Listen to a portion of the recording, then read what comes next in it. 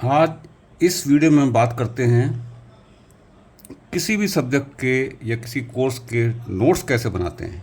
उसका एक systematic method होता है, उस पर चर्चा करते हैं। तो हमारा टाइटल आज का है किसी सब्जेक्ट या कोर्स के नोट्स बनाने का तरीका। क्या क्या मटेरियल चाहिए आपको? एक तो क्लास के नोट्स, जो आपने रेगुलर क्लासेस अटेंड किए तो उसके नोट्स आपके पास हों।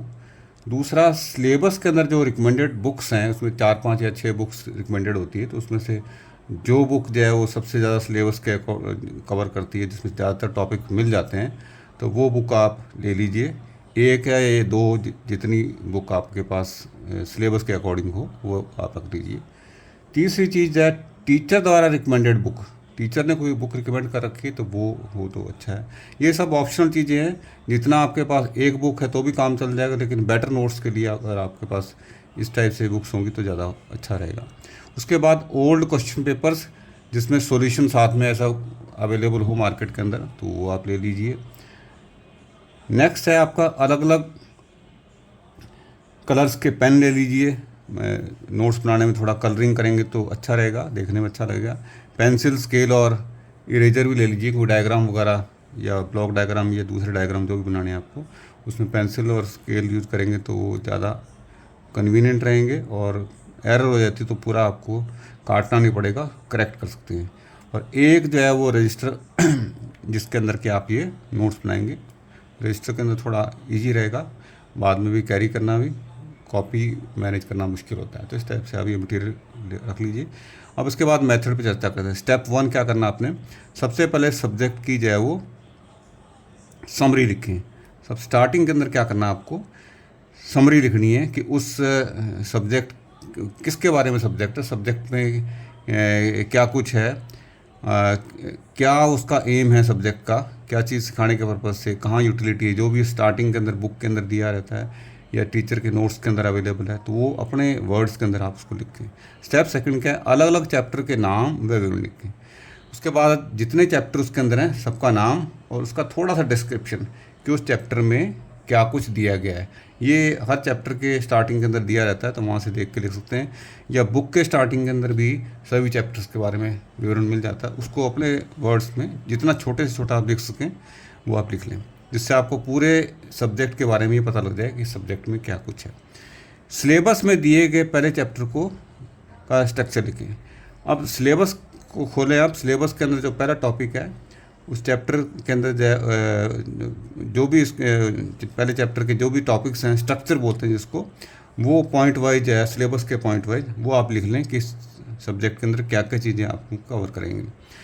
नेक्स्ट है फिर सब्जेक्ट का ऑब्जेक्टिव पॉइंट वाइज लिखें। स्ट्रक्चर लिखने के बाद में उसमें उस चैप्टर को पढ़ने के बाद में आप क्या चीज़ सीखेंगे, क्या क्या पॉइंट्स वाइज उसको लिखें।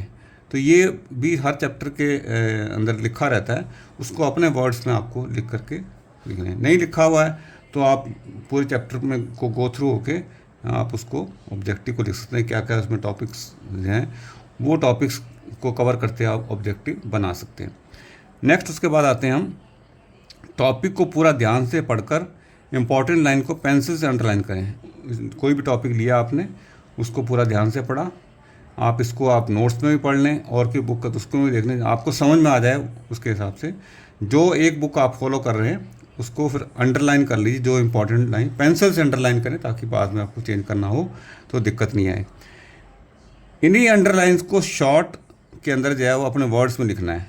ठीक है, ये इसमें आप क्लास नोट्स व अन्य बुक्स जो भी आपको यहाँ ज़रूरत है उसकी यूज़ कर लें।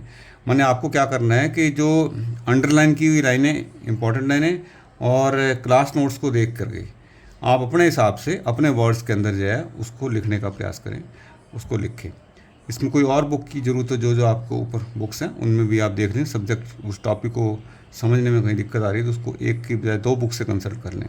यदि क्लास नोट्स बहुत ही बढ़िया हैं तो उन्हें फेयर करके लिख लें। ये क्लास नोट बहुत ही अच्छे क्लास नोट्स हैं, बहुत बढ़िया ढंग से दिखाए गए, तो यहाँ जहाँ लगे आपको कुछ ऐड ऑन करना है तो करें, अदरवाइज उसको भी फेयर करके अपने हिसाब से। कई बार कुछ चीज़ें क्लास में शॉर्ट में बता दी जाती हैं, या आपको उस दिमाग में तो है लेकिन उसको लिखा हुआ नहीं है, तो आप अपने हिसाब से जिसको देख करके आपको पूरा टॉपिक अच्छी तरह समझ में आ जाए, क्योंकि दोबारा आपको ही पढ़ना है। इस ढंग से लिखें कि आपको समझ में आ जाए, उसको सरल कर लें, जिस लैंग्वेज में, जिस डिटेल के अंदर आपको आराम से वो समझ में आता है, उस हिसाब से उसको लिख लें। तो ये क्लास नोट्स का एक तरीके से फेयर पार्ट और कुछ ऐड ऑन हो जाएंगे एक तरीके से। नेक्स्ट स्टेप क्या है, सभी टॉपिक्स को इसी टाइप से करना है जैसा हमने चैप्टर 1 के लिए किया है। सबसे पहले समरी लिखें, स्टार्टिंग इंट्रोडक्शन बोलते हैं इसको, उसके बाद ऑब्जेक्टिव, फिर उसकी डिटेल, हर टॉपिक की इस टाइप से लिखते चले जाएं। अंत में चैप्टर की समरी लिखें। सारा जब पूरा चैप्टर हो जाता है तो उस पूरे चैप्टर की समरी लिखें। इसके अंदर क्या होगा कि हर टॉपिक के बारे में थोड़ा थोड़ा लिखेंगे ताकि पूरा चैप्टर आपको एक ही बार में समझ में आ जाए समरी पढ़ने के बाद कि इस चैप्टर में क्या क्या दिए गए, वो टॉपिक उसका थोड़ा सा हाईलाइट, इस टॉपिक के अंदर क्या दिया गया ये आप लिखें। बुक की ज़रूरत है तो बुक में भी कई बार दिया है तो वहाँ से हेल्प ले सकते हैं। उसके बाद क्या है कि सबसे एंड में ग्लॉसरी लिखें। ग्लॉसरी का मतलब है कुछ टर्म्स होती हैं, कुछ ऐसी टर्म्स जो नॉर्मली आपके काम में नहीं आते, टेक्निकल टर्म्स हो सकती है या कोई इंपॉर्टेंट टर्म्स हो सकती हैं, उसका मीनिंग जो है वो लिखें। बुक से देख सकते हैं, कोई और डिक्शनरी है तो वहाँ से देख सकते हैं। यानी जो टर्म्स आपके लिए नई हैं और अलग से हैं तो उनको आप लिख लें, उनका मीनिंग भी लिख लें। उसके बाद है चैप्टर के अंत में दिए गए सभी शॉर्ट क्वेश्चन। अब क्या है कि हर जो बुक आप, एक मेन बुक जिसको फॉलो करने हैं, उसके एंड के अंदर क्या है कि कुछ छोटे क्वेश्चन दिए होते हैं तो उनका आंसर भी पीछे दिया रहता है। तो वो सारे शॉर्ट क्वेश्चन आप इसमें नोट्स के अंदर सॉल्व करें। मैचिंग टाइप के हो सकते हैं वो भी आप करें, फिल इन द ब्लैंक्स हो उनको भी कर लें। ये आपको पूरा चैप्टर रिवाइज करने में बाद में बहुत काम आते हैं। सभी बुक्स में ये जनरली दिए रहते हैं। ओल्ड क्वेश्चन पेपर्स में भी देखें कि शॉर्ट क्वेश्चन कौन कौन से आए हुए हैं तो वो भी इसमें आप इंक्लूड कर दें, उसका आगे मार्क कर दें कि ये कौन से साल के पेपर में आया हुआ है। पुराने पेपर के क्वेश्चंस के आगे मार्क करें। जब भी कोई पुराना पेपर का क्वेश्चन कर रहे हैं आप तो उसके आगे मार्क जरूर करें। उसके बाद नेक्स्ट स्टेप है सभी बड़े क्वेश्चन उसी चैप्टर के हल के लिए अलग रजिस्टर बनाएं। यानी जो बड़े क्वेश्चन हैं पीछे दिए रहते हैं, बड़े क्वेश्चन भी डिटेल वाले क्वेश्चन भी देते हैं, उसके लिए आपको एक अलग से रजिस्टर बनाना है जिसके अंदर की क्वेश्चंस के सॉल्यूशन, एक तरीके से question bank, question answer bank समझ लें उसको आप। तो उस चैप्टर के पीछे दिए सभी क्वेश्चन सॉल्व करें। इसके अलावा पुराने पेपर्स में आए हुए क्वेश्चन, उस चैप्टर में से जो क्वेश्चन है वो लेके वो भी सॉल्व करें, उसके आगे मार्क कर दें कि कब आया हुआ ये। तो ये इसका आंसर लिखने के लिए आप जो आपने नोट्स बनाए हैं उनको यूज करें, उसी लैंग्वेज में उसी के हेल्प से लिखना है आपको, तो जिससे आपका चैप्टर और बार बार रिवाइज होने से अच्छी तरह याद हो जाएगा। इसमें बुक की हेल्प ले सकते हैं और सॉल्यूशन दिया हो तो वहाँ से भी देख सकते हैं। मेन एम ये है कि सारे क्वेश्चन का सॉल्यूशन जो जो पीछे दिए हुए हैं, जो जो पुराने पेपर्स में आए हुए हैं, उन सब के हल आपके इस रजिस्टर में आ जाने चाहिए ताकि एग्ज़ाम के समय आपके रिवीजन के लिए एक बार जब पढ़ के जाएंगे तो आपको वहाँ कोई ऐसा क्वेश्चन नज़र नहीं आएगा जो आपने पहले पढ़ा ना हो, और उसका क्या आंसर लिखना ये भी आपको दिमाग में पहले से रहेगा यदि आपने इस टाइप से काम किया है तो। उसके बाद क्या है, न्यूमेरिकल्स या कैलकुलेशन वाले क्वेश्चन जो एग्जाम्पल हो बीच में ही हल करें। अब क्या है कि कुछ सब्जेक्ट ऐसे होते हैं जिसमें टॉपिक ऐसे भी होते हैं जिसके अंदर जिनके अंदर न्यूमेरिकल चाहे एग्जाम्पल है उसको भी आप हल करें बीच में, क्योंकि एग्जाम्पल हल करने के बाद ही आपको अननोन जो क्वेश्चन है वो सॉल्व कर पाएंगे। और पीछे भी कुछ न्यूमेरिकल दिए हैं तो वो भी आप इसमें सॉल्व करें। तो ये जो मैंने क्वेश्चन आंसर वाली बुक बताई है इसके अंदर क्वेश्चन आंसर प्लस न्यूमेरिकल्स या कैलकुलेशन वाले क्वेश्चन ये सारे के सारे जो है इस रजिस्टर के अंदर ही आपको करने हैं। तो रोज़ 2 रजिस्टर आपके पास होंगे, एक तो आपका थ्योरेटिकल और छोटे क्वेश्चन वाला, और एक जो ओल्ड क्वेश्चन पेपर्स और जितने भी क्वेश्चन बुक के पीछे दिए सभी क्वेश्चंस के हल उसमें लिखे हों।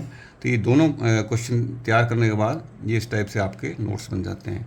तो मैंने आपको इस वीडियो के अंदर जो है ना अपने नोट्स बनाने का एक सिस्टमेटिक तरीका बताया कैसे आप अपने नोट्स बना लें। इस टाइप से अगर आप नोट्स बनाएंगे तो आपको एग्ज़ाम के टाइम पर तैयारी करने में कहीं भी दिक्कत नहीं है, कोई बुक खोलने की ज़रूरत नहीं है, आप सीधा उसको पढ़ें और एग्ज़ाम में जाएँ। क्वेश्चन भी आपको पता रहेंगे कौन कौन से क्वेश्चन आते हैं, देखते ही आपको आइडिया आ जाए कि ये क्वेश्चन जो है वो इस टाइप से लिखा जाएगा। मुझे उम्मीद है कि ये वीडियो आपको पसंद आया तो उसको लाइक और शेयर करें। इस वीडियो के बारे में कमेंट या क्वेरी हो तो ज़रूर लिखें। जो इस चैनल पर नए हैं तो चैनल को सब्सक्राइब करें। इस वीडियो को देखने के लिए बहुत बहुत धन्यवाद।